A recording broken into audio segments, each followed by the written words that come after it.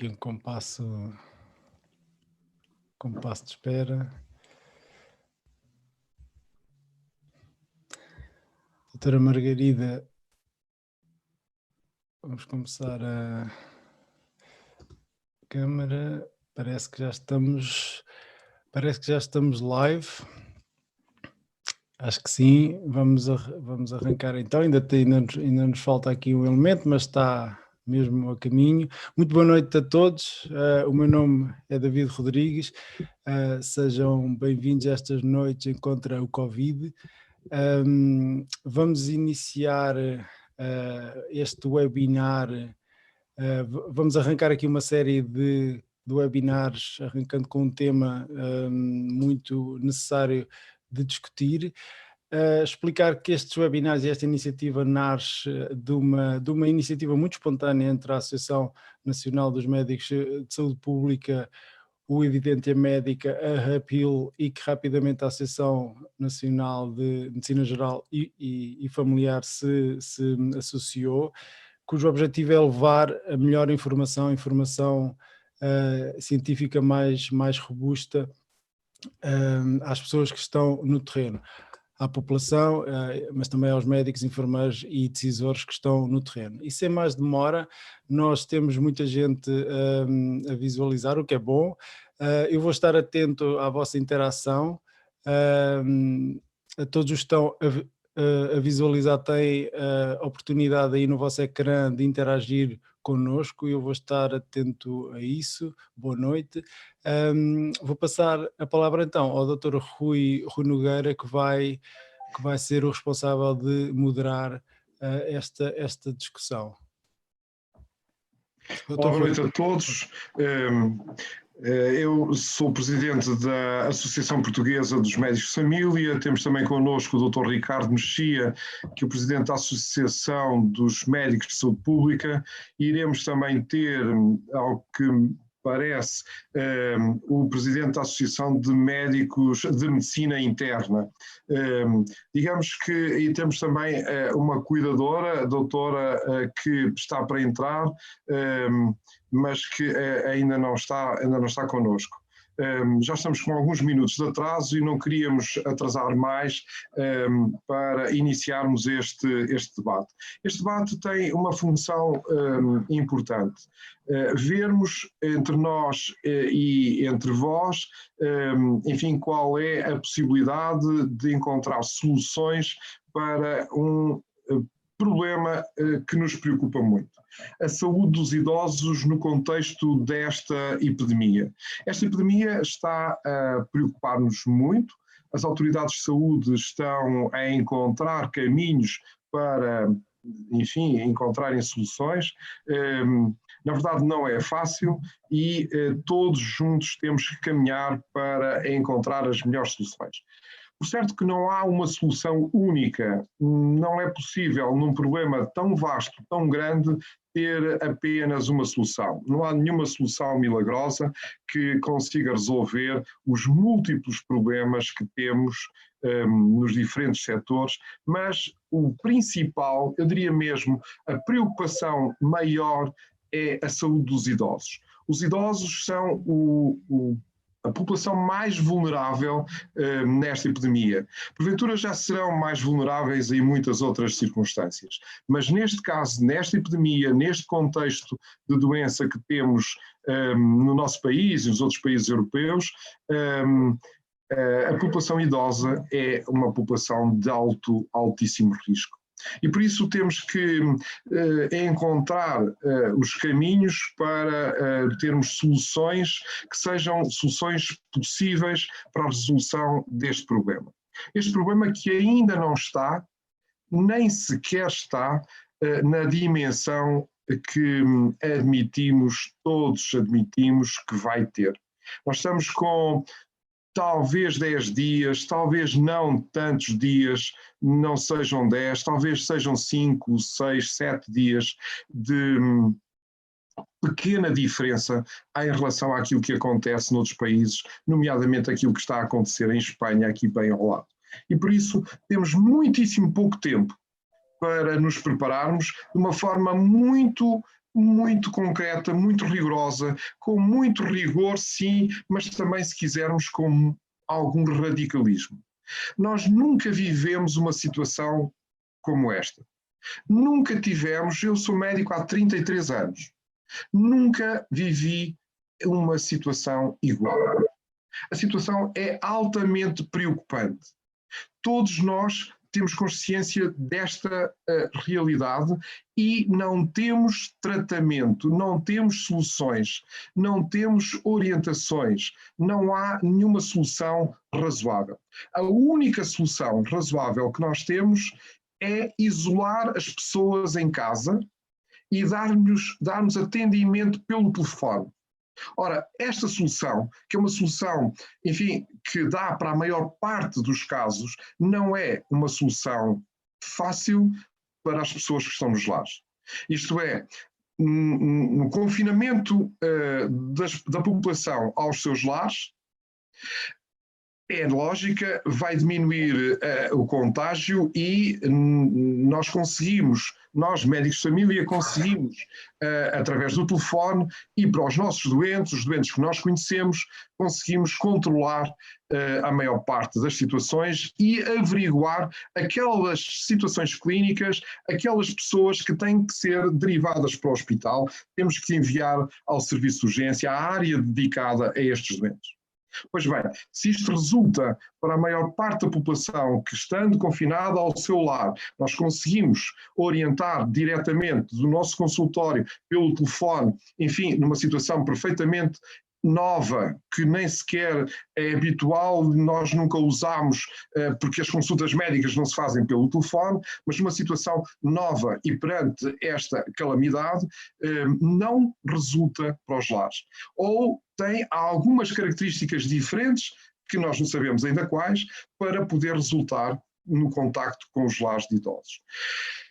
Nos lares de idosos, repare-se bem, a situação está invertida em relação àquilo que nós estamos a preconizar. Nós estamos a dizer para as pessoas irem para casa para não contactarem com a rua, para não terem contactos com outras pessoas na rua. Quando falamos dos lares, nós não precisamos dizer para que as pessoas idosas permaneçam no lar. Elas estão lá e não vão sair de lá. Aquilo que nós temos que ter cuidado, muito cuidado, onde temos que trabalhar é com as pessoas que trabalham junto dessas pessoas idosas. As pessoas que estão a trabalhar nos lares precisam de uma solução diferente, de um apoio diferente. São, digamos, o fulcro da questão aqui neste problema. Será provavelmente necessário encontrar muitas soluções, mas a diminuição do contágio das pessoas que estão nos lares é o primeiro caminho. Nós temos que prevenir e evitar que aconteça uma infecção no lar. Se acontece uma infecção no lar, a probabilidade de passar a todos os outros é enorme. Este vírus tem esta característica, é muito atrevido, mede-se com toda a gente, é facílimo ficar contagiado, basta falar um para o outro e estamos contagiados. Isto é, o vírus entra pelo nariz de qualquer um, basta estar a menos de 1 metro de distância. Ora, nestas circunstâncias, repare-se bem, nós só podemos falar usando estes meios. Esta conversa seria muito mais interessante se eu vos pudesse estar a ver, se me pudessem estar a ver e a fazer perguntas. Não é possível. Não podemos trabalhar como é normal. Ver o doente ao nosso lado, o doente ter o seu médico presente na consulta, nós temos o doente presente na consulta, isso não é o possível nesta circunstância. E daí que tínhamos que encontrar soluções diferentes para este problema gigantesco. Vamos ouvir essas soluções. Passava a palavra a outro dos colegas para, enfim, animarmos o debate. Ricardo, queres ver a tua perspectiva, nesta perspectiva de prevenção, a primeira atitude importante também nos lares, nos cuidadores, mesmo não seja nos lares, primeira atitude importante, como levar a prevenção até aos lares e aos cuidadores informais nas famílias onde há idosos? Boa noite a todos. Ricardo Mexia. Boa noite a todos. E acho que é de saudar esta iniciativa e, portanto, esta parceria que estreámos hoje, julgo que tem aqui um papel importante também de divulgar informação, promover o debate e esclarecer algumas dúvidas, eventualmente, das pessoas que nos estão a ouvir e a ver. E, portanto, em relação à questão concreta que nos traz aqui hoje, e, portanto, o Covid-19 no contexto dos lares ou dos cuidadores informais, é de facto muito preocupante, porque, como já foi dito, há um risco tremendo associado às pessoas de idade mais avançada e que têm algum tipo de doença pré-existente. E, infelizmente, são circunstâncias frequentes nos lares e também nas pessoas que têm cuidadores informais. E, portanto, essa circunstância, este maior risco, por um lado, de, estando expostos, desenvolver a doença, e, por outro, o maior risco de complicações e também de mortalidade associada, portanto, a chamada letalidade, tem aspectos muito concretos no que toca a este contexto. Sabemos também que o confinamento, ou seja, os espaços em que um número de pessoas que têm um risco elevado estão concentradas, também traz riscos relevantes. E o que temos assistido agora nos últimos dias é que aqui e ali têm ocorrido episódios de doença em lares e que rapidamente se tornam em pequenos focos de doença e que são de difícil controle, precisamente pelas razões que já abordámos agora mesmo. Daí que seja necessário intervir de forma preventiva para evitar que estas situações se possam multiplicar. Houve medidas que foram sendo implementadas, que desde logo visavam isolar e proteger estes cidadãos e que tiveram, por exemplo, como repercussão a suspensão das visitas dos familiares e amigos aos lares de terceira idade. E, nesse sentido, permitiram que, independentemente de todos os cuidados que as pessoas pudessem ter, não houvesse esta exposição de risco a pessoas que vinham do exterior. E, portanto, isso terá ajudado a limitar a disseminação da doença no contexto concreto dos lares. Mas há algo que acaba por ter que acontecer, é que os funcionários, as pessoas que trabalham nesses estabelecimentos, naturalmente que não residem, na sua esmagadora maioria, nesse contexto. Exceção feita, claro, por exemplo, aos cuidadores que são coabitantes normalmente dos indivíduos idosos ou com outro tipo de doença crónica. E, portanto, no contexto, claro, dos lares, há essa circunstância de não terem sido possibilitadas as visitas, o que fez com que isso permitisse reduzir esse risco. É evidente que esse risco não é zero, na medida em que há a tal possibilidade da introdução externa, principalmente pelo facto dos profissionais naturalmente terem as suas casas, a sua deslocação até casa e as atividades essenciais que naturalmente também têm que desempenhar, seja da aquisição de bens essenciais, seja do tratamento de qualquer assunto inadiável. E, portanto, o que acaba por acontecer é que estes riscos têm que ser mitigados. Outra alternativa é o facto de também estes lares, estas estruturas residenciais para idosos também poderem ter, de alguma forma, pessoas a ser admitidas neste momento. E, portanto, é importante, quando há admissão de um novo cidadão para um destes estabelecimentos, que seja alvo de um cuidado particular e que pode incluir, desde logo, fazer o teste diagnóstico para o Covid-19 e também mantê-lo, de alguma forma, afastado do resto das pessoas que habitam nessas estruturas, por forma a reduzir o risco de transmissão. Portanto, deverão respeitar também um período de quarentena de 14 dias. Todas estas orientações estão vertidas numa orientação. Portanto, a DGS emitiu uma orientação que, entretanto, já foi revista. Portanto, ela foi emitida logo no dia 11 de março, fruto do risco associado a estas estruturas, e foi revista mais recentemente no dia 20. E, portanto, essa orientação é algo que todas as pessoas que operam neste setor devem ter conhecimento e devem implementar as medidas que lá vêm preconizadas. Nunca é demais reforçar as medidas genéricas, ou seja, os cuidados que há a ter no que toca à etiqueta respiratória, à higiene das mãos, há eventual distanciamento físico e, portanto, evitar grandes concentrações, mesmo no contexto dos estabelecimentos residenciais, e também aquilo que se afigura fundamental, que é uma monitorização muito apertada do ponto de vista da sintomatologia. Ou seja, qualquer funcionário que colabore ou qualquer cuidador que tenha a seu cargo um destes cidadãos mais vulneráveis deve ter uma particular atenção no que toca ao desenvolvimento de sintomas. E perante o surgimento de sintomas, deve de facto resguardar-se, deve evitar o contacto com estas pessoas mais vulneráveis e, portanto, deve ser ativado para cada um desses lares, ou no contexto de um domicílio onde haja um cuidador informal, deve de imediato contactar a linha SNS 24 no sentido de obter indicações sobre o que fazer, por forma a reduzir o risco ao máximo. Ricardo, eu vou-te interromper porque há aqui algumas questões relacionadas com aquilo que tu estás a dizer. Bem. Só para meter um bocado de contexto, estão 2.978 indivíduos na audiência, portanto está muita gente a ver-nos. As questões são imensas, mas há algumas relacionadas com aquilo que estás a dizer, nomeadamente esta questão do Júlio, que mete a questão de qual é que é a melhor forma de estruturar um plano de contingência num lar ou numa ERP, nestas estruturas residenciais para pessoas idosas. Modelo de plano de contingência, qual o melhor? Bem, o plano de contingência, no caso desse contexto, deve prever duas coisas.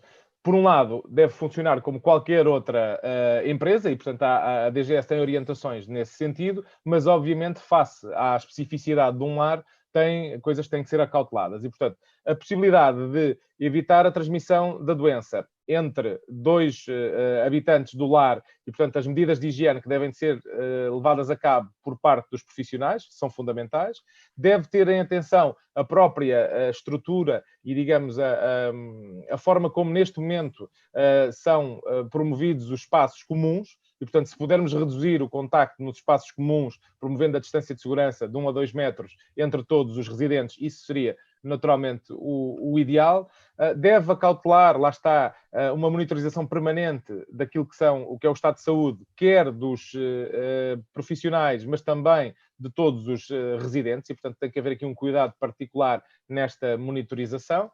E depois tem todos os contextos genéricos de assegurar aquilo que são as tais medidas de prevenção e, portanto, as questões da etiqueta respiratória, da higiene das mãos, distanciamento físico e, mais uma vez, reforçar a questão da monitorização dos sintomas. Concretamente, eu não sei se existe algum modelo de plano de contingência para estes estabelecimentos, mas muitos deles já à partida teriam procedimentos que implementavam perante um dos frequentadores do lar que apresentasse doença. E, portanto, é uma questão de adaptar esses planos para aquilo que é a realidade atual do Covid-19. Há aqui uma questão relacionada que se repete várias vezes. Por exemplo, a Susana levanta a questão se deve haver ou não escalas no staff dos lares e de quanto tempo deve ser essa rotatividade entre o staff dos lares. Bom, idealmente, para evitar que todo um staff fique, perante um caso positivo, que toda a gente fique afetada, poderá haver a necessidade de construir equipas que sejam completamente estanques e em que não haja cruzamento entre elas. Ou seja, haver equipas que trabalham integralmente num determinado momento e outras que trabalham noutro momento. Isto depois, em termos da logística, há equipas que poderão fazer isso ou em dias alternados, ou então dependerá também da capacidade de o fazer por períodos mais longos, de uma semana ou de mais longo ainda, eventualmente os tais 14 dias. E, portanto, dependerá também dos recursos humanos. É evidente que muitas vezes é difícil estruturar equipas atendendo a esta necessidade, na prática, de duplicar os prestadores. Provavelmente terá que haver atividades que neste momento têm que ser preteridas e, portanto, fruto da necessidade de proteger estas pessoas, se calhar há algumas intervenções que, não sendo prementes, podem ser diferidas no tempo, e isso tem que ser feito por forma a que possamos, como digo, segmentar estas equipas de maneira que, se adoecer, por exemplo, um elemento de uma equipa, e que o que poderá causar a necessidade de colocar em quarentena os restantes membros dessa equipa, que a outra equipa possa então assumir esse lugar e manter a estrutura em funcionamento. É evidente que isto é mais fácil dito do que feito, fruto provavelmente de alguma limitação naquilo que são os recursos humanos, um pouco por todas as unidades, mas deverá ser feito ponderar a possibilidade de implementar uma solução deste género. Deixa-me só acrescentar que este aspecto é muito importante e ainda bem que foi colocada esta pergunta. Na verdade, uma das grandes soluções, mas de difícil implementação, é criar equipas que se alternem. Mas para isso nós temos que minimizar alguns trabalhos destas equipas que estão dentro da estrutura e em contacto com os utilizadores, com os idosos. Há algumas outras funções que podem ser desempenhadas sem que haja contacto. Não sei de todo se é possível assim, mas imaginemos que as pessoas que trabalham na cozinha podem não contactar com as pessoas que trabalham com os idosos. E, portanto, a cozinha enfim, há algumas coisas que sejam preparadas, que sejam possíveis de ver no exterior e que não necessariamente com os idosos. Quando nós falamos, quando este aspecto, esta solução, enfim, se for possível implementar, diz respeito apenas e mesmo assim é muito apenas aqui para limitar este setor das pessoas que trabalham diretamente com os idosos e, em algumas circunstâncias, não sendo o hábito fazer esta organização, poder ter que adaptar a organização. Quer isto dizer que em função normal, em funções normais, todos estão a trabalhar em contacto com todos os idosos e, se calhar, numa altura destas, há uma parte da equipa que não está em contacto com os idosos porque se pode limitar o trabalho e essas pessoas estão mesmo fora do contacto dos idosos e esses podem fazer o seu percurso normal de trabalho e a equipa que está na linha da frente, digamos assim, com o contacto direto com os idosos, essa sim tem que ser reservada e não sair e ter que lá estar todo o tempo durante alguns dias. Por outro lado, nós sabemos que, na verdade, precisamos de 14 dias de contacto para sabermos que não há, de facto, infecção. Mas sabemos que já estamos com alguma tolerância quando falamos em 14 dias. Se fizermos 12 dias, se fizéssemos 10 dias, é melhor do que fazer a rotação da equipa diária ou dia sim, dia não. Bom, é aquela grande expressão, quando não se tem cão, caça-se com gato. E se não puderem ser 14 dias, que sejam 12, se não puderem ser 12, que sejam 10, e ainda assim é muito difícil. Como é que uma pessoa pode estar ausente do seu lar durante 10 dias a trabalho permanente? Não quer dizer que seja a trabalhar permanentemente, bem entendido, tem que ter o seu descanso, mas as pessoas que estão a trabalhar no lar nessas circunstâncias ter-se-ia que arranjar uma solução para dormirem no lar, para fazerem a vida durante 10 dias, 12 dias seguidos de trabalho e que depois deveriam ter ausência compensatória, enfim, de igual período, diria, no mínimo, ou seja, ter outra equipa que vai para a linha da frente. Isto é uma guerra autêntica. Não é fácil encontrar em todas as estruturas esta solução, mas é uma das pequeninas partes da solução e esta com muito, muito valor. Há mais alguma pergunta importante, David? Há muitas, de certeza, com tantas pessoas. Tens o micro desligado, David. Peço desculpa, há imensas questões. Há imensas questões, mas vamos se calhar avançar na nossa ronda inicial, que eu estou a tentar agrupá-las de forma depois a responder todos juntos. Está bem? Sim. Uma das questões que se pode levantar é o contacto com a linha SNS 24.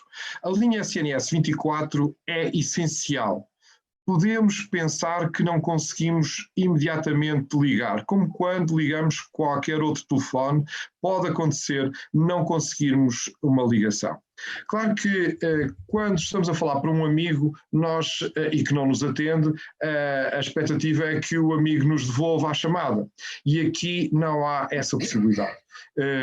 Ou seja, nós temos que aumentar de facto a capacidade de resposta da linha SNS 24, mas é necessário que as pessoas tenham consciência que é necessário repetir a chamada, porque não vai haver devolução da chamada. E o repetir a chamada vai dar uma multiplicação de chamadas. E quando estamos a falar em 30 mil chamadas, estamos a falar de 30 mil tentativas e que não foram algumas atendidas. Mas alguns vão ser os mesmos casos. E aquilo que é importante é que as pessoas, mesmo nos lares, tenham esta noção de que é importantíssimo. E na fase nova em que entramos, ontem, é importantíssimo ligar a linha SNS 24, 808 24 24 24. E porquê? Porque a partir do momento em que ligam esta linha e são atendidos, vão ser incluídos num médico da zona. E aqui temos um primeiro problema, é saber se os idosos do lar estão ou não estão inscritos no centro de saúde. Porque eles têm que estar inscritos no centro de saúde para poderem ser alocados a um médico do centro de saúde respectivo, da unidade de saúde que for daquela zona. Daí que seja importante, antes de mais, saber se os idosos estão ou não estão inscritos no centro de saúde, porventura até ter que inscrever se não estiverem, ou transferir a inscrição para o local onde é o lar, porque é o primeiro contacto. E o primeiro contacto como? É o contacto para podermos estabelecer, o médico poder estabelecer o contacto com os cuidadores desse idoso diariamente. Pressupõe que se confirmar um caso ou se houver essa suspeita e que seja necessário fazer o teste, que seja possível fazer o teste no lar. Mas também pressupõe que haja condições de isolamento no lar. Se não houver condições de isolamento no lar, o idoso tem que ser evacuado, tem que, enfim, tem que todos os outros fazer testes, todos os outros são potenciais infectados. Doutor Rui, há aqui muitas questões sobre a linha de saúde 24, nomeadamente na ausência de resposta da linha de saúde e que as pessoas ficam um bocado às cegas, sem saber exatamente o que fazer. Mas vamos avançar na nossa ronda. Eu vou passar a palavra ao Dr. João Araújo, que certamente nos tem muito a dizer sobre a rotatividade das equipas. Era qualquer coisa que eu gostava de entender, porque a experiência hospitalar tem algo a ensinar, de facto, aqui aos lares, e gostava de ouvir as suas dicas, vamos dizer assim, de como efetivamente estabelecer uma boa rotatividade quando os recursos humanos são tão escassos, como é o caso dos lares. Boa noite, Dr. João.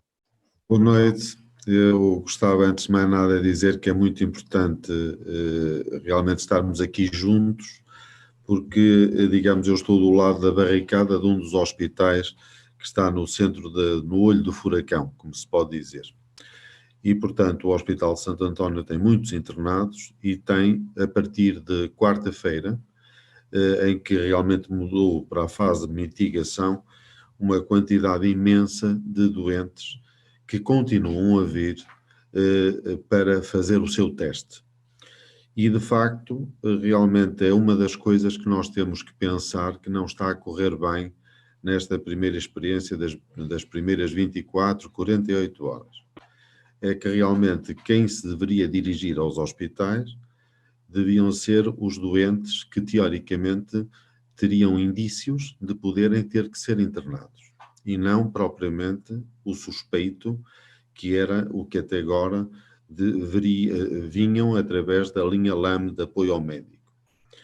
E hoje realmente nós temos uma mistura de doentes que vai nos complicar muito a nossa vida, que tem a ver com quem vem ser testado e que de facto não está muito doente, está muito pouco doente, juntamente com aqueles que precisarão do internamento.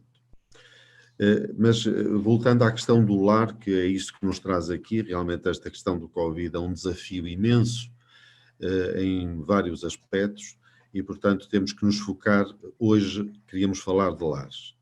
E realmente em lares eu também tenho algumas coisas que me parece que são muito importantes definir.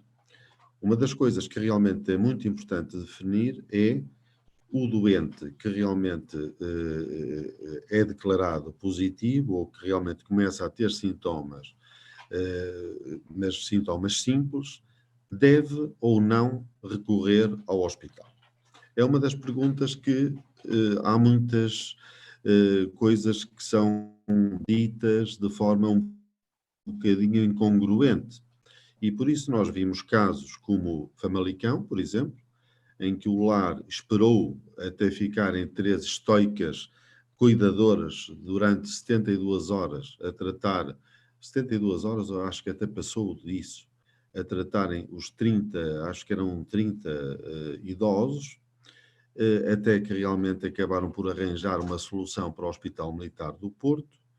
Vimos uma solução um bocadinho diferente, talvez um bocadinho mais rápida depois de Vila Real, e vimos o caso de Rezende, que eu acho que ainda estava para ser resolvido. Não significa que realmente tem que haver uma política de dizer o que é que se faz. Realmente, como dizia muito bem o Dr. Rui Nogueira, uma das coisas fundamentais é fazer com que haja a possibilidade de isolar o caso positivo. O isolamento do caso positivo é absolutamente essencial porque no lar, em que realmente haverá muito poucos lares que tenham condições para separar os idosos, se nós temos um caso positivo, a probabilidade de isso passar para todo o lar e em vez de termos um problema, termos 30 ou 40 ou 50, é muitíssimo grande.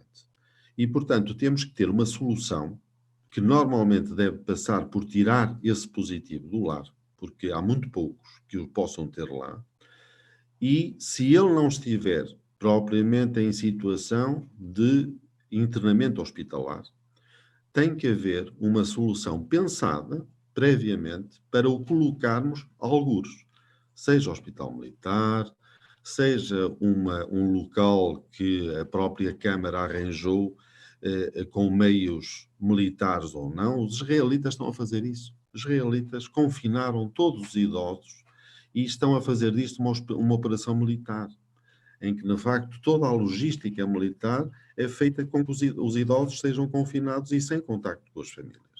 Portanto, nós temos que ter uma coisa talvez não tão apurada, mas temos que pensar nisto, não podemos pensar casuisticamente. Eu estive de urgência de quarta para quinta-feira e às 3 da manhã o colega estava aterrado porque havia um lar que tinha enviado 3 idosos, dos quais os 3 eram positivos, um era positivo, estava doente e precisava de ser internado. E 2 outros eram positivos, mas de facto não estavam grandemente doentes. Podiam voltar para o lar. Por acaso, parece que era um lar com condições e o proprietário do lar recebeu esses 2 idosos. Mas, noutros casos, e a dificuldade que me estava a chefiar a equipe pode ser essa, é que em vez de aceitar esses 2, podia não aceitar esses 2 e mandar os outros 18. E rapidamente eu ficava sem capacidade de internamento no Hospital Santo António.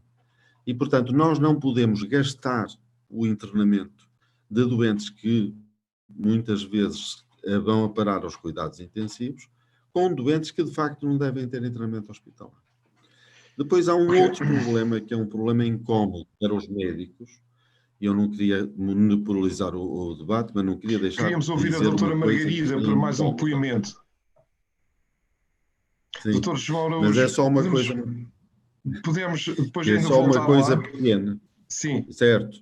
Só uma coisa pequena. Mas sim, é que realmente nós temos que pensar que mesmo nos doentes que precisam de internamento, há doentes que, por muito que nos custe, nós temos que pensar seriamente se o devemos pegar naquele doente que tem uma demência avançada, que tem realmente uma série de problemas que tornam o seu prognóstico muito mau, e se esse doente deve realmente, mesmo esse, ir para o hospital, ou se não deve ir ao hospital. É uma decisão difícil, mas temos que pensar nisso.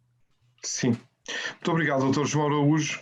Dr. João Araújo é internista do Santo António e presidente da Sociedade Portuguesa de Medicina Interna. A doutora Margarida é uma cuidadora informal.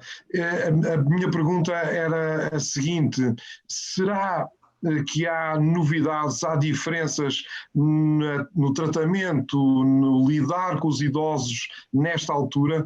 Tem adotado uma atitude diferente em lidar com os idosos ou idosa com quem lida diariamente? Doutora Margarida? Objetivamente, eu só queria fazer uma correção. Eu não sou cuidadora informal, apesar de estar ligada a situações dessas. Portanto, eu sou colega e estou aqui na qualidade de representante do Grupo de Estudos de Saúde do Idoso da nossa associação. E, de facto, depois de vos ouvir falar e de ouvir muito também nos últimos dias os telejornais abertos com notícias que se sucedem de situações completamente descontroladas em vários lares de norte a sul do país,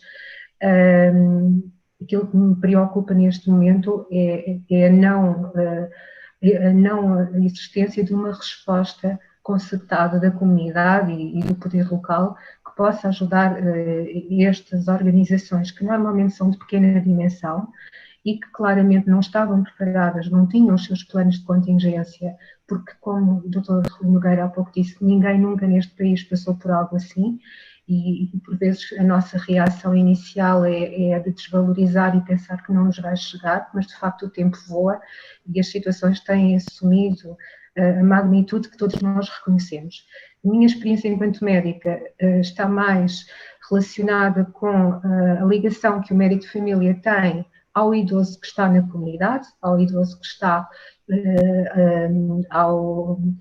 na sua casa com um cuidador ou aos cuidados da família, ou então aqueles idosos mesmo isolados e sem qualquer recurso que possa, nesta altura, valer-lhe se passarem por necessidades novas.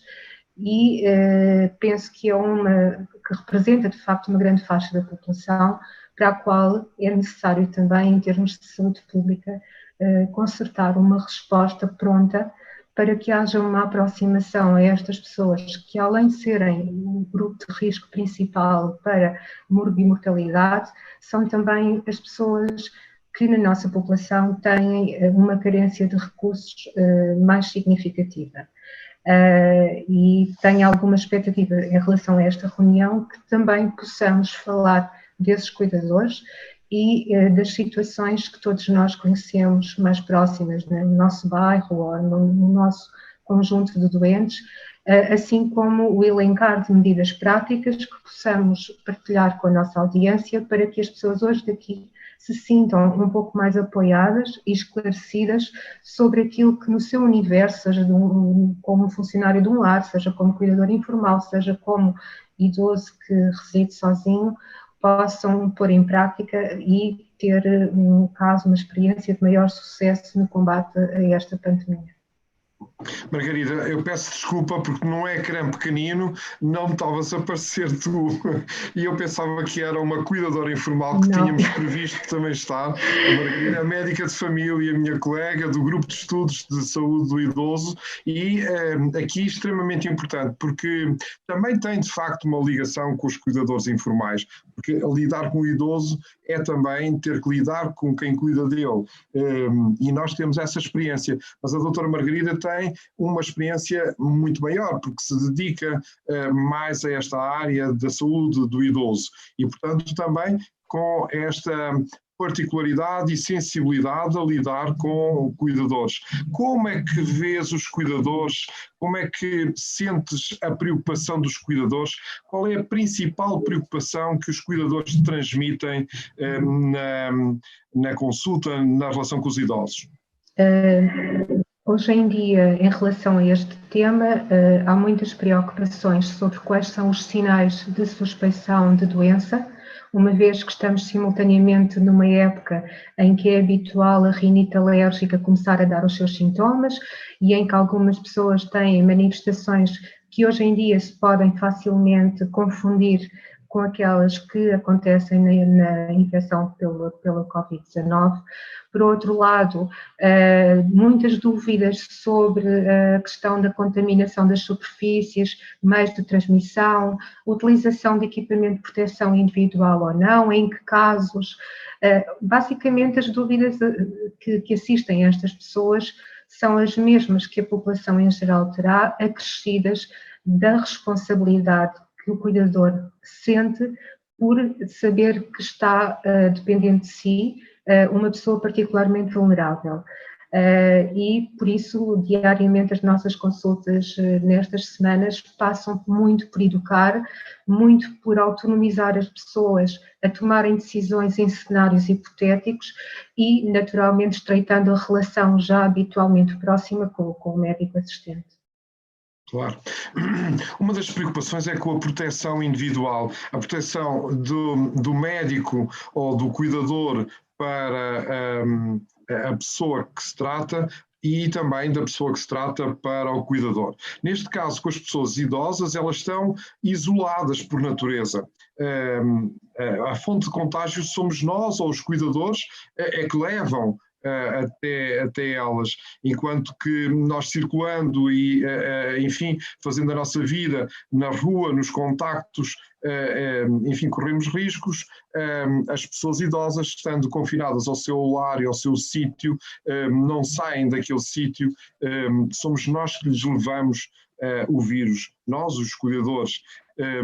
Vês alguma hipótese de uma limitação desse contacto, ou alguns conselhos possíveis para dar às pessoas no sentido de minimizar os contactos? Em casos práticos, normalmente os conselhos vêm da situação individual que cada cuidador ou cada família pode ter. Uma das soluções que tem sido passada por nós é de, como já há pouco foi falado, facilitar-se a permanência do cuidador no domicílio do doente idoso, muitas vezes até revezando-se com o elemento da família, além da observação da etiqueta respiratória e das medidas de higiene do meio ambiente e naturalmente toda a higienização das mãos e limitação do contacto físico à pessoa idosa. E depois as próprias pessoas vão sugerindo ideias que às vezes realmente mudam a harmonia ou melhoram a harmonia do ambiente e, sobretudo, acrescem na segurança destas pessoas envolvidas. A primeira coisa que se queixam é que as rotinas mudaram muito e, de início, ficaram com medo dos medicamentos esgotarem, dos alimentos desaparecerem das prateleiras dos supermercados, como, aliás, foi transmitido incessantemente pela comunicação social.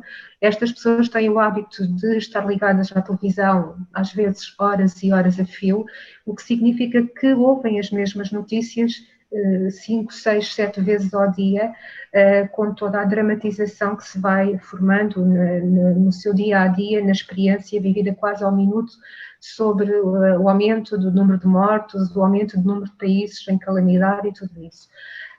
E assim distrair, por exemplo, as pessoas desse tipo de canais de notícias e pô-las a fazer coisas que elas nunca fizeram, visitas virtuais a museus, a parques naturais, os jogos tradicionais, programas que já estão em repetição e que podem até derivar a atenção desta situação atual.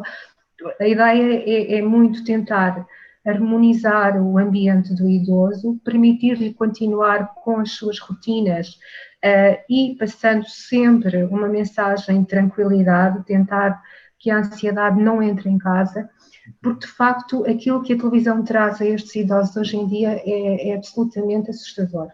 E há muitas pessoas que deixam de dormir, que deixam de comer, que ficam ansiosas, atrás disso a sua tensão arterial sobe, começam com dor torácica, só por causa das notícias que lhes entram pela porta adentro. E a limitação, o critério de seleção dessa informação é muitíssimo importante também para a tranquilidade destas pessoas.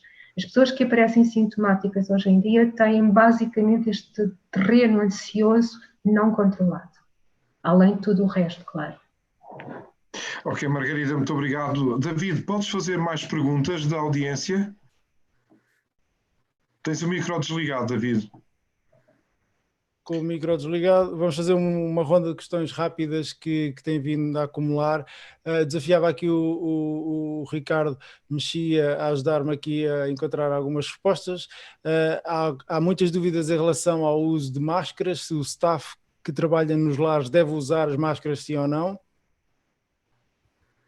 Pois essa é a questão que se tem colocado muito, não é? Aqui, claramente, as máscaras teriam como função proteger as pessoas que estão residentes no lar e portanto, de eventuais gotículas que possam ser projetadas por parte dos cuidadores, neste caso das pessoas que trabalham no lar também. E, portanto, temos aqui a dificuldade, neste momento, de haver grande escassez deste equipamento de proteção individual e, portanto, havendo possibilidade, isso poderá ajudar a reduzir o risco de transmissão da doença. Mas é difícil, neste momento, assegurar este tipo de equipamento de proteção individual a toda a gente que trabalha neste contexto. Não é? Ok, e em relação aos testes, qual a viabilidade de realizar testes nos próprios lares? Bem, para já não está preconizado fazer testes de rotina em pessoas assintomáticas e, portanto, a ideia é que quem desenvolva sintomas deve ser testado. Os restantes habitantes do lar e os funcionários deverá ser feita uma avaliação de risco, na certeza em que nós não é por fazermos o teste que isso nos dá a garantia de que a pessoa não venha a desenvolver a doença. Ou seja, durante os 14 dias após o último contacto com um caso confirmado, as pessoas podem desenvolver a doença. Portanto, mesmo que façam um teste no 5º dia após esse contacto e ele dê negativo, nada garante que ele no 6º ou no 7º dia não venha a desenvolver a doença. E, portanto, em pessoas assintomáticas é muito questionável a utilidade de fazer testes de forma massificada. No contexto concreto...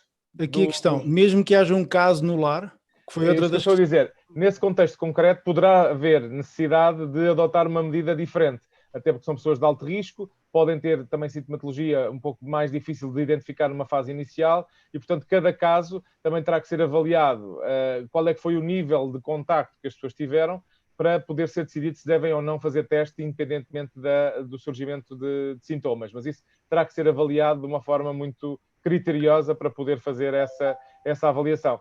Eu julgo que nos casos que temos tido agora tem havido essa preocupação, portanto, de maximizar o número de testes feitos perante a ocorrência de um caso confirmado num destes estabelecimentos. Mas dependerá sempre de uma avaliação concreta com a Autoridade de Saúde local.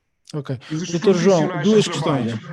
E dos profissionais, David, desculpa lá para complementar, Sim. E os profissionais trabalham não fazendo mesmo a todos os idosos que residem no lar, mas o teste não seria razoável para os cuidadores, para as pessoas que trabalham no lar, que lidaram diretamente com aquele caso?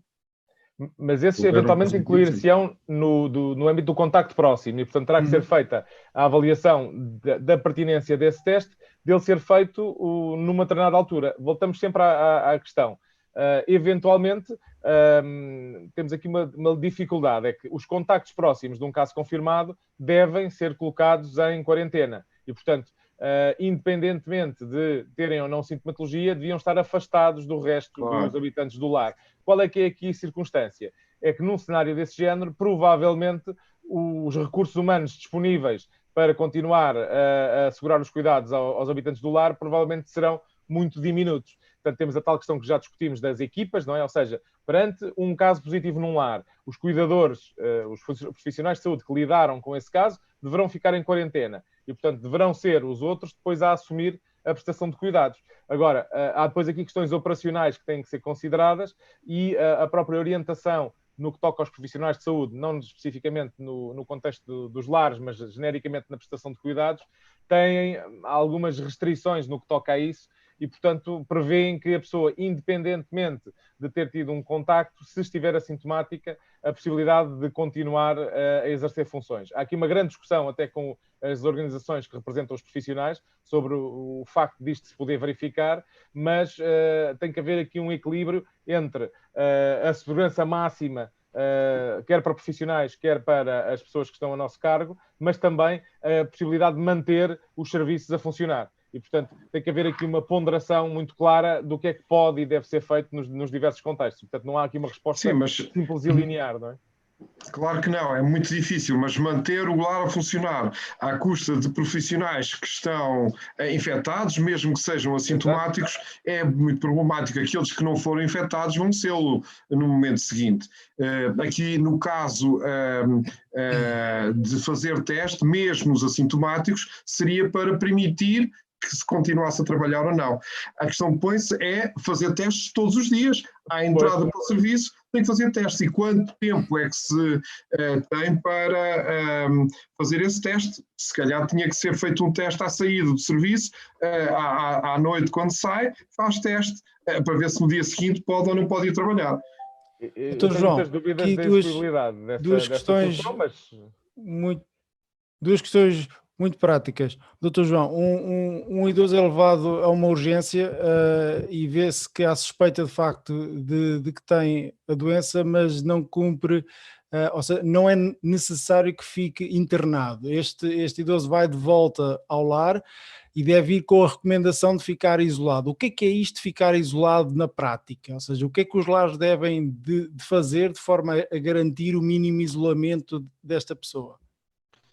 Portanto, uma das coisas que eu também queria realçar é que realmente estamos numa fase em que realmente, propriamente, a sintomatologia, que habitualmente era dita como respiratória, fosse ela tosse, fosse o que fosse, neste momento, e por isso é que realmente tivemos que implementar, mesmo dentro do hospital, medidas diferentes. Por exemplo, neste momento, desde ontem, não há doente nenhum, mesmo que tenha partido uma perna e que vá ser internado, que não tenha que fazer, antes de ser internado, o teste Covid, porque tivemos casos de doentes que tinham outra patologia completamente diferente e que depois se mostrou e se demonstrou que eram positivos e, entretanto, contactaram com vários doentes e vários profissionais.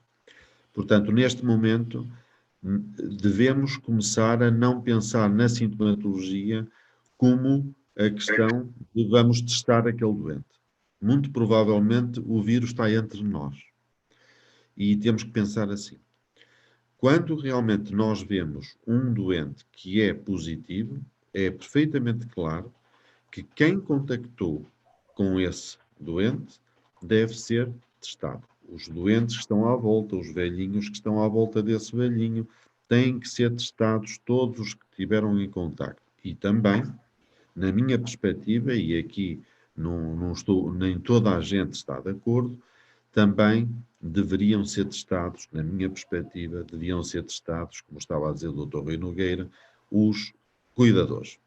Para que realmente, embora saibamos que isso não é 100% seguro, mas o que é certo é que aumentaríamos a segurança, porque sabemos que somos nós, os cuidadores, que vamos transportar o vírus para os outros doentes que estão, os outros idosos que lá estão.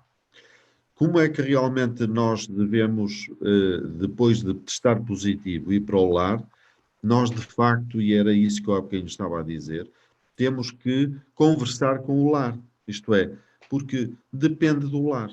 Como eu há bocadinho estava a dizer, há 2 dias nós tivemos a sorte, entre aspas, de ter um lar que tinha condições para ter o seu idoso com 2 metros afastados de qualquer outra cama de outro idoso, que tinha a possibilidade de quem contacta com o idoso estar completamente equipado e, portanto, em termos de isolamento completo, aquele idoso estava tão bem ali, talvez até melhor do que em muitos hospitais, nas condições que nós temos com a quantidade de doentes que temos. Mas por isso mesmo é que nós temos que ter uma resposta estruturada, porque podemos receber a pessoa idosa que é positiva, que não tem necessidade de internamento, mas que o lar não tem essas condições. E, portanto, tem que haver no município, seja onde for, uma resposta estruturada de que aquela pessoa que não tem condições de voltar para aquele seu domicílio, que é o lar, tenha um sítio para onde ele possa ser enviado. E isso é que me parece que está a ser feito de uma forma muito casuística, que a mim me põe muito ansioso, porque, de facto, estas situações vão se repetir. nós vamos ver muitas situações de lares em que vemos casos positivos. E, portanto, isto tem que estar pensado antes de acontecer. Como é que é a sintomatologia dos doentes positivos idosos? Sim, a sintomatologia às vezes pode não ser, por exemplo, eu vou-lhe dar 2 casos, Dr. Rui Nogueira. Por exemplo, na minha urgência, foi numa urgência única, era uma pessoa idosa que tinha um AVC e que por nós termos esta norma agora, colheu para a Covid, e eles sobem, e sabe-se que o doente sobe e fica com proteção enquanto não vier o resultado, mas ele sobe para não ficar na urgência, não é? Para não, ele sobe e fica com os cuidados, vai com a máscara e tal. E esse doente era um doente Covid, tinha um AVC, não é? Portanto, nada fazia supor. Antes, na urgência anterior, tinha sido um doente que tinha sido internado com uma peritonite bacteriana espontânea, era uma cirrose hepática com uma peritonite bacteriana espontânea, que também tinha outra patologia e foi positivo. E aí tivemos que testar toda uma enfermaria com 8 doentes à volta.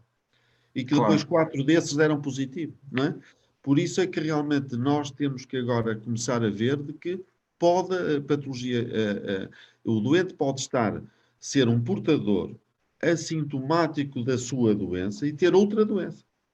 Claro. E isso agora é que para nós devemos pensar que isso pode, porque realmente o vírus está no meio de nós nesta fase de mitigação. Sim, e com muitos assintomáticos. Eu julgo que há um número incalculável de assintomáticos, não é? Claramente, não é? Quer dizer, isso realmente é uma coisa que nós agora temos que pensar, e em termos do serviço de urgência, nós primeiro tínhamos uma área que era uma área, digamos, das pessoas que tinham patologia respiratória e, portanto, podiam ser Covid, e outra área que era uma área dita limpa, que eram os doentes que tinham outra patologia.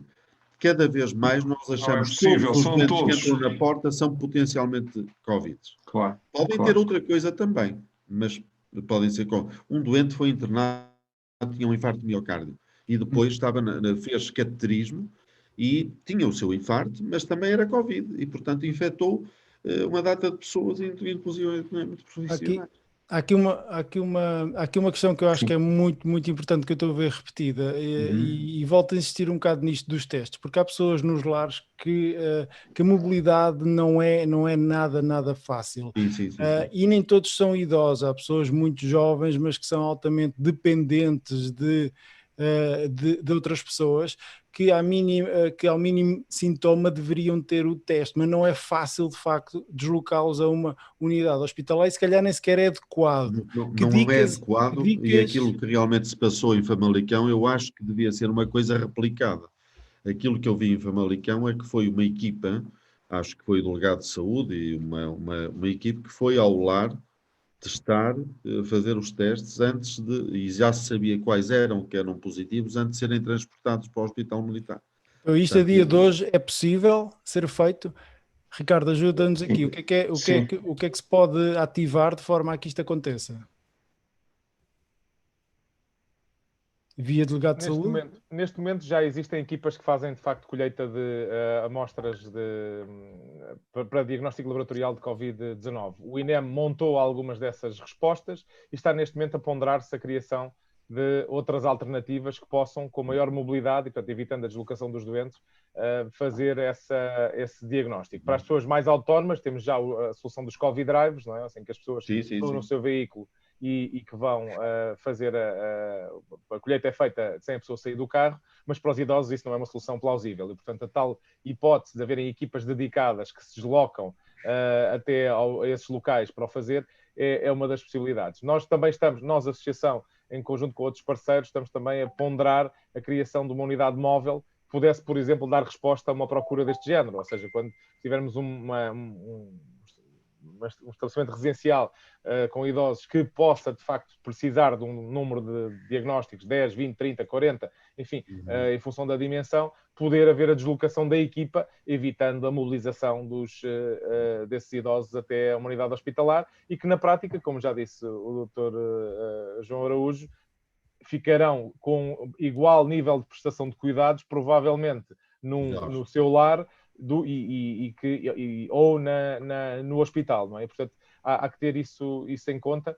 Provavelmente terão que haver depois soluções também para segmentar os doentes, mesmo dentro do lar, e portanto haver maneira de que nós consigamos ter zonas de maior risco, e aí podemos fazer cohorting dos doentes, ou seja, aqueles que têm um diagnóstico positivo poderão ficar próximo de outros que têm diagnóstico positivo, porque não se vão, infectados já estão, não é? E portanto essa circunstância poderá ser utilizada até por causa da gestão dos próprios espaços, e portanto poderá haver outras áreas de doentes que não diria não Covid, mas como disse o Dr. João Araújo, poderá ser uma questão de tempo até passarem a ser, mas poderão ter um espaço diferente. Tudo o que fazemos no hospital. Exatamente. Fazemos isso no hospital. Sim. Há aqui uma outra questão, desculpa Rui, uma questão que eventualmente é mesmo uma questão de saúde pública que eu já vi aqui mencionada nas questões, que é a questão dos lares ilegais. E portanto, isto pode ser de facto uma bomba relógio, alguns destes lares. E aí é que aí não é possível separar mesmo, não é? O que fazer?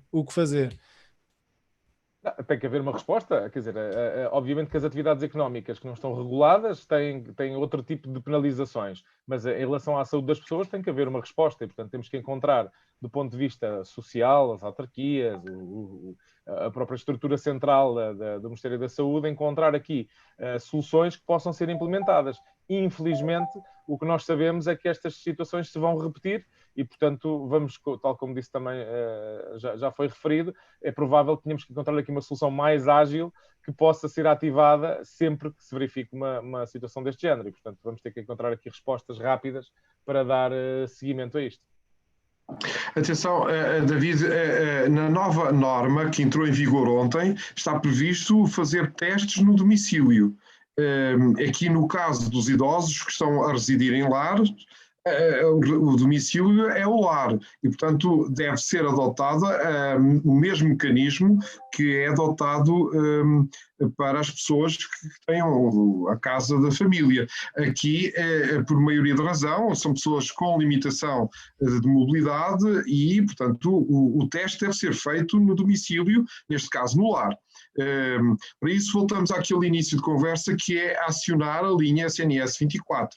E se não houver critério de gravidade que induza o internamento hospitalar, as pessoas devem permanecer no lar e o teste deve ser feito no lar. Mais alguma pergunta, David? Sim, eu gostava de levantar a questão. A doutora se calhar vai nos ajudar mais porque é alguém que está muito no terreno e lida muito com esta população, que é a saúde mental dos idosos, ou seja, isto, se o ambiente a todos nós é qualquer coisa de muito, muito intenso e muitos de nós que estamos em casa e que somos jovens e saudáveis estamos ansiosos, eu não quero imaginar alguém que está dentro daquela faixa etária de risco. Que dicas é que as pessoas no lar podem de facto implementar de forma a aliviar esta fonte ansiogénica que é o ambiente em que estamos a viver hoje em dia? Dicas... Obrigado, David, por essa dos jovens, é também para mim, não é? Todos nós. Obrigado. Margarida? Não percebi que era para mim. Desculpa. Basicamente, isso vem já no seguimento daquilo que eu tinha abordado há pouco. É muito importante tentar manter a calma e manter a calma mantendo as rotinas que forem possíveis, que contribuem para o bem-estar dos residentes, nomeadamente cumprindo todas as regras de segurança e que podem, de facto, manter uma experiência de vida não normal, mas mais aproximada do normal, ou seja, mantendo os horários das refeições, mantendo algumas atividades lúdicas possíveis nesta altura, que possam ser feitas limitando o contacto humano. Há muitas coisas que podem ser feitas para ocupar o tempo e, sobretudo, distrair a mente destas notícias que são muito frequentes nos lares. Assim, quando nós entramos num lar, num quarto, mesmo que seja só ocupado por uma pessoa, a televisão está sempre ligada e todos nós sabemos isso, e a televisão hoje em dia é a fonte principal de preocupação para estas pessoas que estão confinadas a um lar, porque só vem o lado pior desta situação. É muito importante também, uma vez que estas pessoas estão privadas do contacto com os seus familiares, providenciar-se de alguma forma, nomeadamente com recurso às tecnologias, para manterem o contacto com os seus entes mais queridos, e hoje em dia as soluções tecnológicas permitem isso, a videochat, etc. E é preciso realmente a equipa responsável pelos cuidados, ela própria cuidar de si, para que possa transmitir essa serenidade a estas pessoas que são o elo mais fraco desta cadeia. E como nós nunca passamos por nada assim, estamos todos a aprender. Portanto, muitas vezes as pessoas vão partilhando iniciativas que tiveram, precisamente porque resultaram, e isso depois passa para outras, e nomeadamente há sítios onde bloqueiam os canais das notícias e deixam só os outros canais livres para difusão, fazerem-se atividades que podem realmente ser do interesse das pessoas, e hoje em dia há muitos conteúdos também digitais que podem realmente ocupar o tempo, inclusive como estava a falar há pouco, visitas virtuais ao jardim zoológico, parques naturais, etc. Mas é sobretudo algo construído com base na serenidade. E é essa a dificuldade maior que cuidadores e doentes idosos hoje em dia têm, porque, tal como disseste, todos nós vivemos uma ansiedade individual, mas também coletiva, pelo inesperado daquilo que ainda não sabemos como vai ser. E estamos todos nesta expectativa, e à medida que o tempo for passando, é natural que este tipo de dificuldades se avolume, até pelo desgaste que as pessoas vão somando pelo tempo que decorre esta situação toda. Por isso é que eu estava a dizer que é a altura dos profissionais de saúde que estão mais próximos das pessoas que residem na comunidade se disponibilizarem por vias novas, se interessarem de outra forma, porque são as pessoas de confiança e com quem muitas vezes o idoso e o cuidador reconhece o primeiro contacto. E é muito comum nestes dias os doentes que estão em quarentena ou em isolamento profilático terem dúvidas que obviamente não vão telefonar para a linha de saúde 24 e telefonam para o seu médico e perguntam. Portanto, temos que ter todos uma grande disponibilidade e, sobretudo, uma grande força de presença serena, porque é isso que vai ajudar as pessoas a conseguirem ultrapassar esta fase de maior dificuldade. Estamos a falar muito dos lares, mas há aqui os cuidadores informais são também um tópico muito, muito importante, e muitos deles sentem-se isolados e sozinhos, não têm se calhar a estrutura e o apoio de um lar, e necessitam de ajuda. A quem é que eles podem recorrer de forma a esclarecer dúvidas, de forma a receber mais apoios, de forma a receber estas dicas, de forma a apoiar os seus idosos ou não idosos, porque às vezes não são só idosos que os cuidadores informais estão a cuidar, e nesta altura de grande angústia, esclarecer dúvidas, informação é qualquer coisa de essencial. A quem é que recomendam que estes cuidadores informais devam recorrer?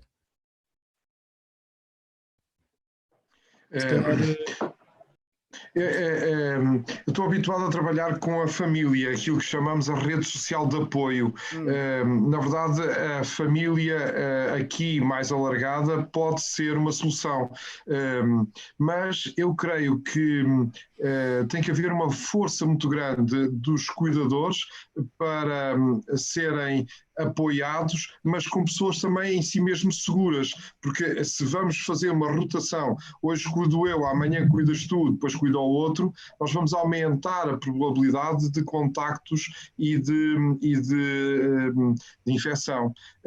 Ou seja, nesta altura eu acho que os formatos digitais, aliás, como está a acontecer nos lares também, com a proibição das visitas, os formatos digitais, os telefonemas, enfim, as videochamadas, se calhar é uma solução grande para apoiar também os cuidadores que não podem deixar de estar isolados. Eu julgo que aqui o formato digital vai ter uma palavra grande a dizer. As televisões talvez pudessem ser também uma ajuda, porque, como estava a dizer a Margarida, as televisões estão a intoxicar as pessoas com este problema. Este problema tem que ser visto pela positiva.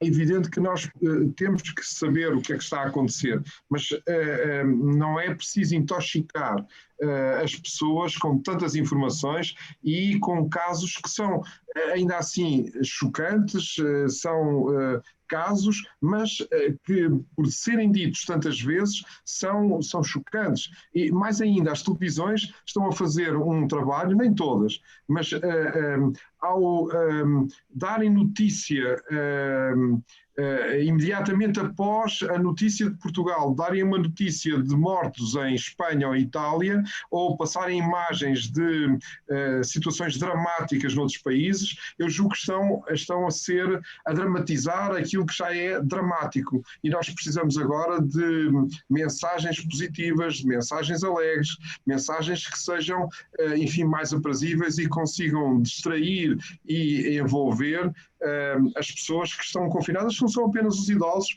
ou as outras pessoas com limitação de mobilidade, mas que também envolve os cuidadores. Eu julgo que as televisões aqui têm um papel determinante na contenção do desânimo das pessoas que estão confinadas aos seus lares.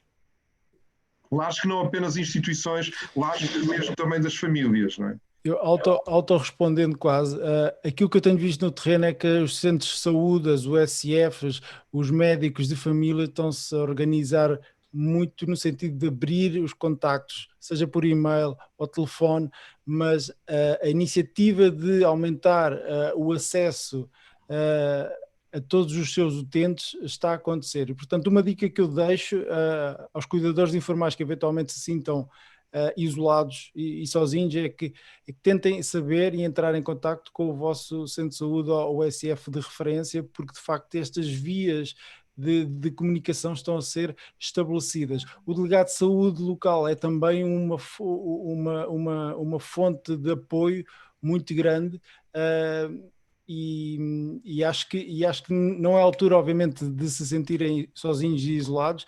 Recorram a estes apoios que eles certamente existem. Ok, Ricardo, em relação à atuação dos delegados de saúde no apoio a estes lares, a ideia que eu tenho, ao menos do terreno onde eu vivo, é que há uma comunicação muito grande entre os delegados de saúde e estes lares. De que forma é que, de facto, esta comunicação deve existir e é relevante no contexto do controle epidemiológico do surto que estamos a viver?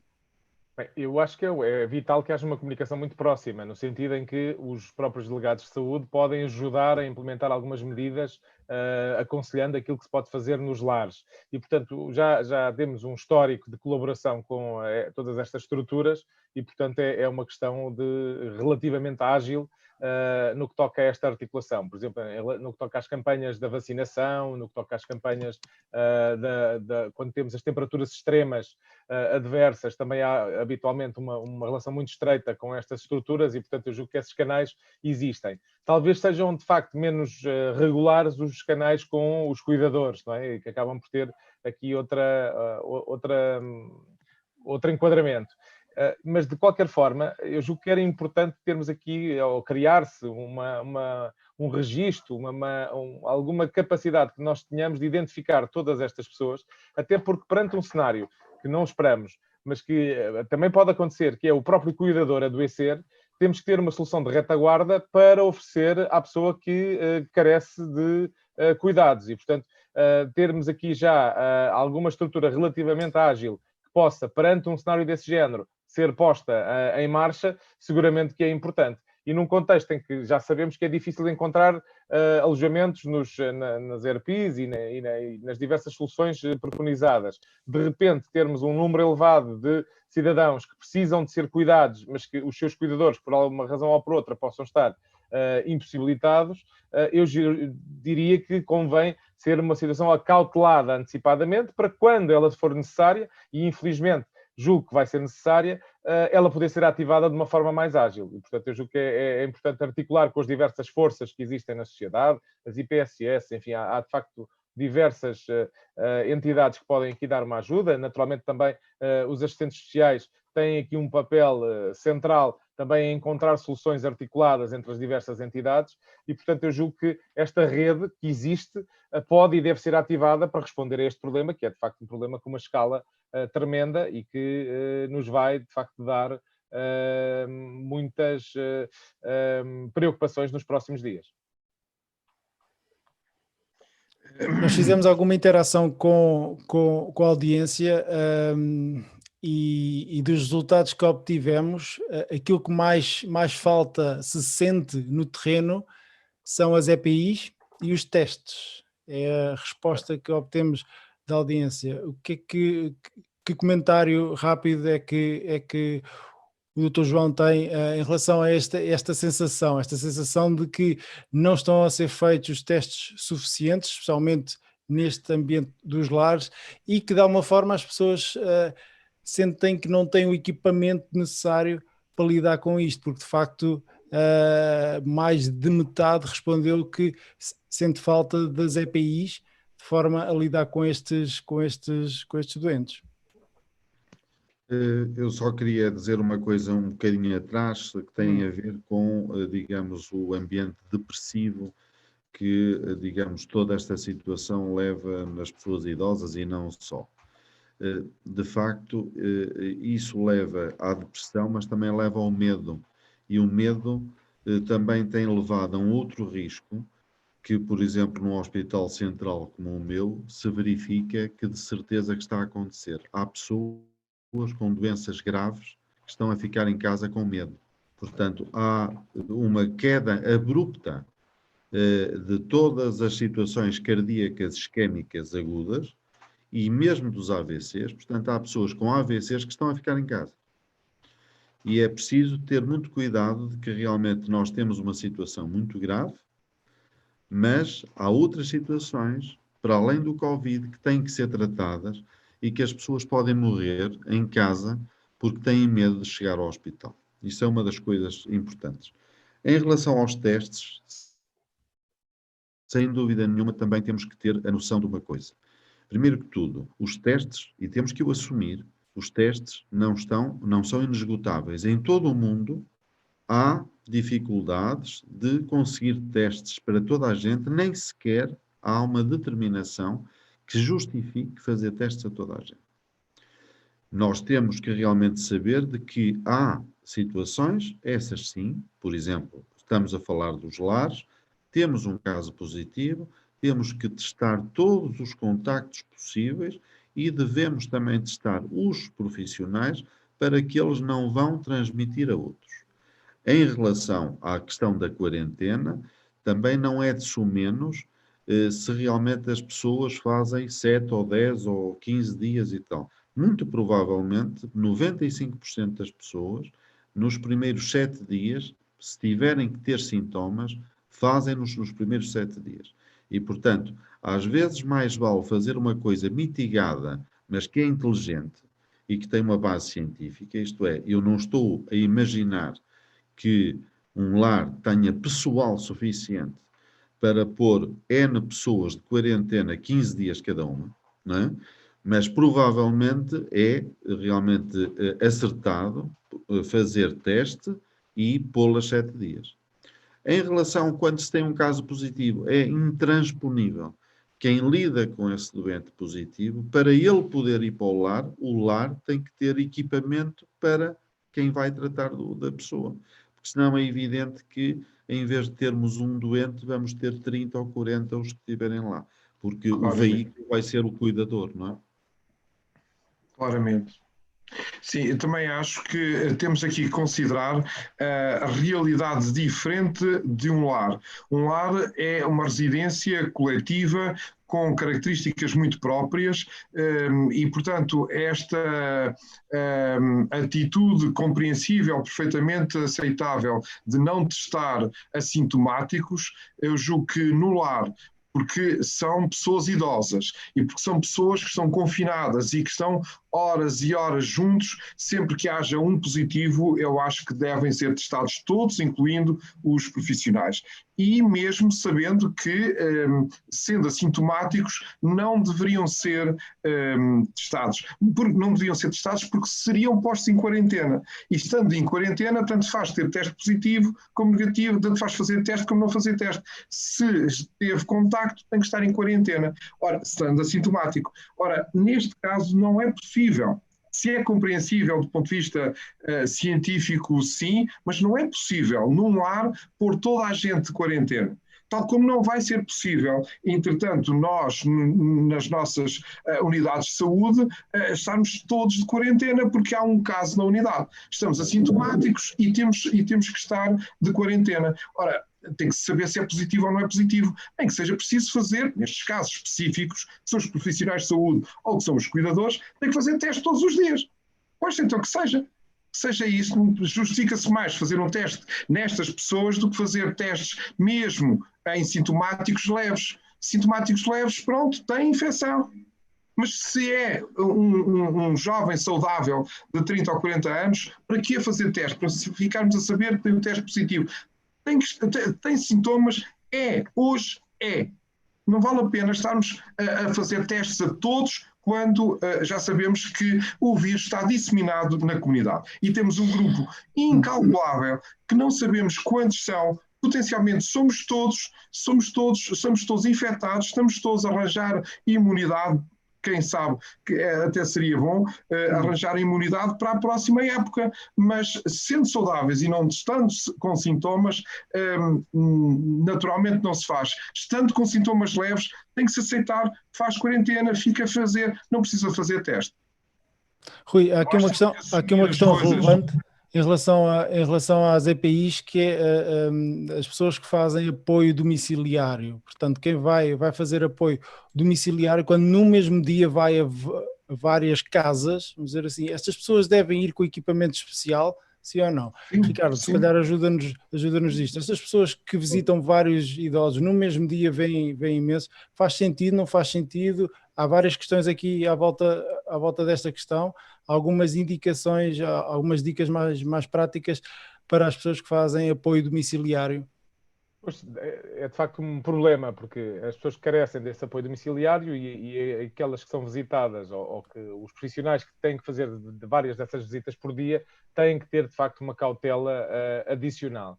E, portanto, provavelmente deverão proteger-se de uma forma mais, digamos, mais extensa do que habitualmente, precisamente para reduzir a probabilidade de transmissão da doença, por um lado, mas principalmente também para eles próprios não se acabarem por não contrair a doença. Portanto, estas pessoas estão habituadas a fazer este apoio domiciliário e, portanto, também conhecem bem as realidades em que vão trabalhar e, portanto, têm todas as cautelas, já o têm habitualmente. Agora será provavelmente uma questão de reforçar essas cautelas e terem o equipamento de proteção individual necessário para poder manter essa atividade com um nível de segurança que seja aceitável.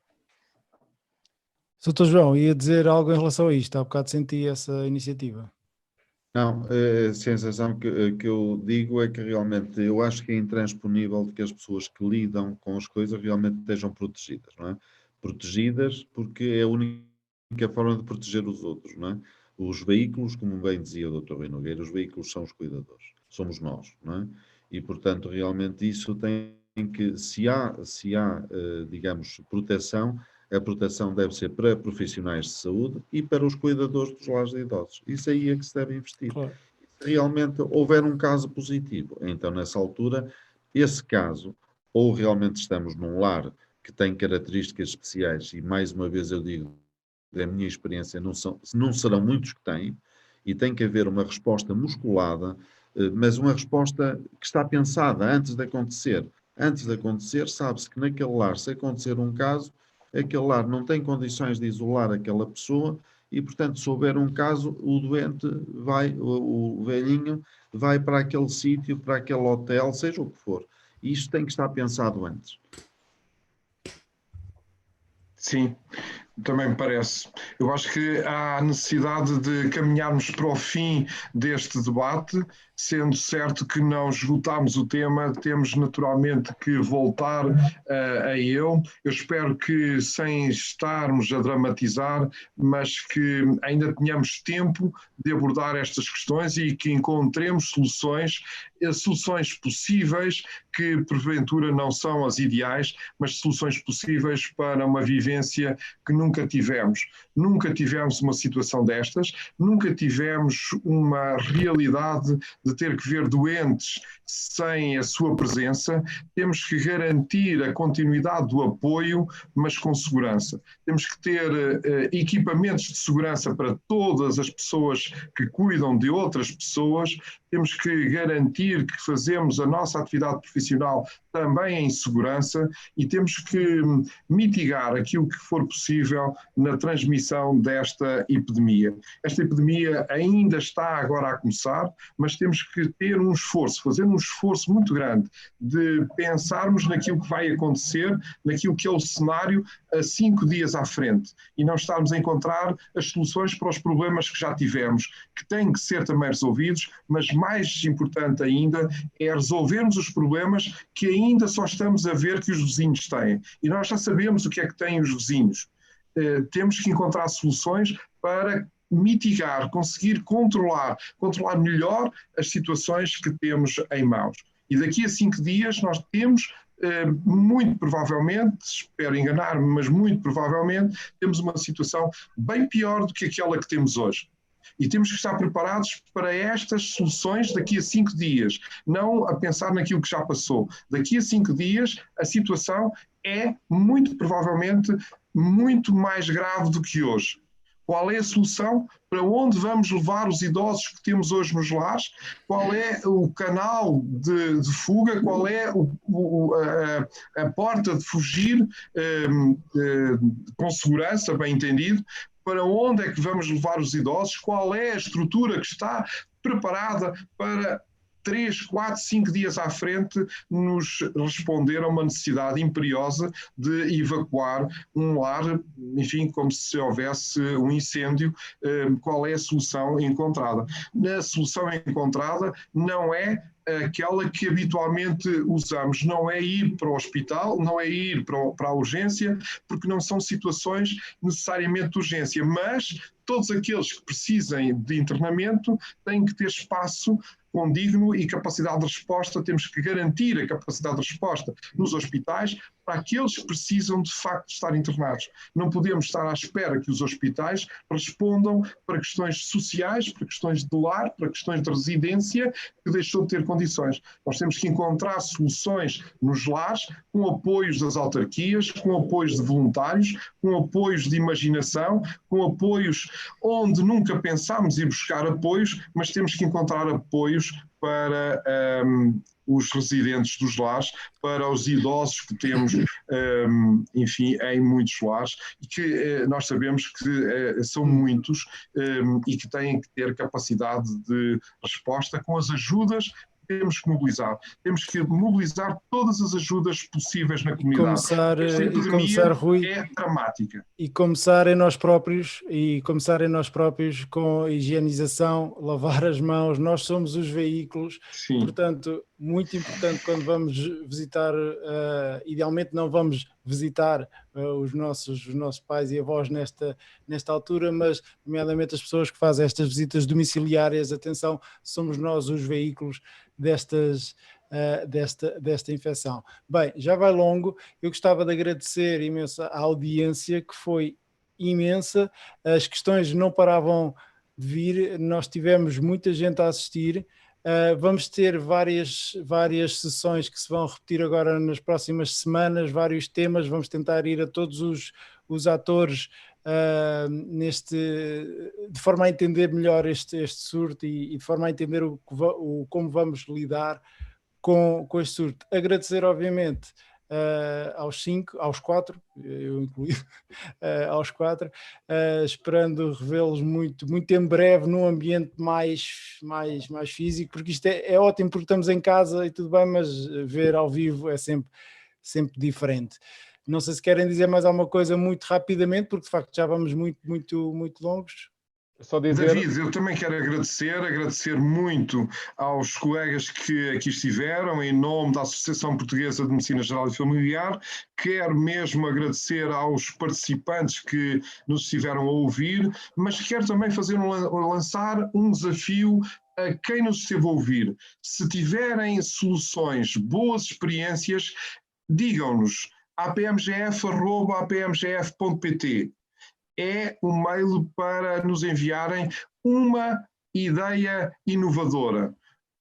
Este é um desafio, que nós possamos partilhar por todos uma ideia brilhante, uma ideia inovadora, uma ideia que está a dar resultado. Há um outro desafio que eu também lanço aqui, que é pedirem apoio, peçam apoio, peçam-nos apoios.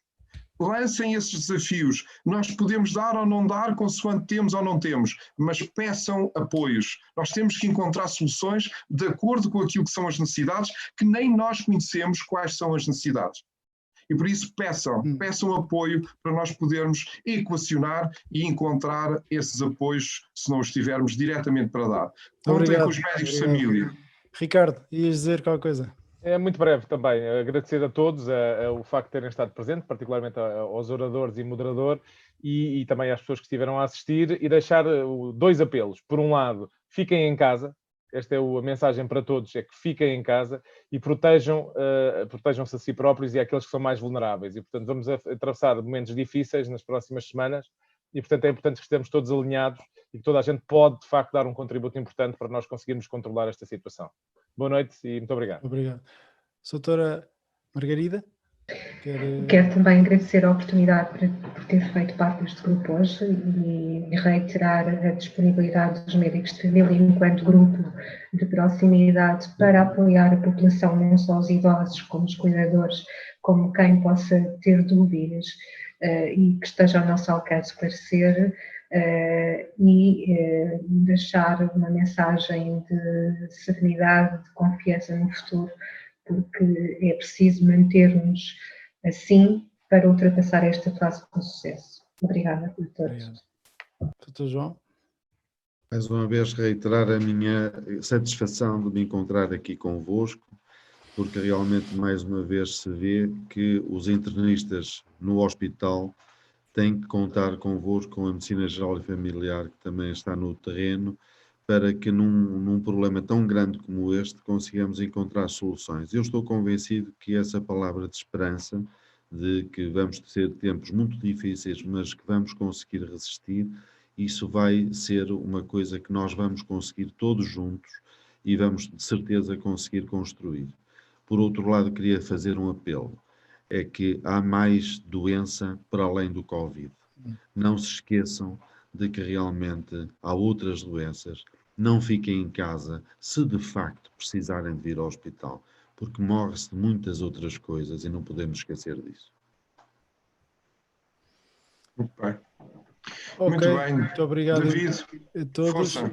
Só dizer que no Evidente Médica vamos nos próximos dias tentar resumir alguns documentos-chave nesta área. Já temos resumos de algumas instituições dos Estados Unidos e temos a DGS com alguma documentação e estamos a tentar reunir dicas num documento. Eu sei que há muitos de vocês que aqui nas questões nos pedem isso e estamos a tentar arranjar de facto essa documentação. De novo, obrigado e então até breve. Muito obrigado, boa noite. Boa noite a todos, obrigado.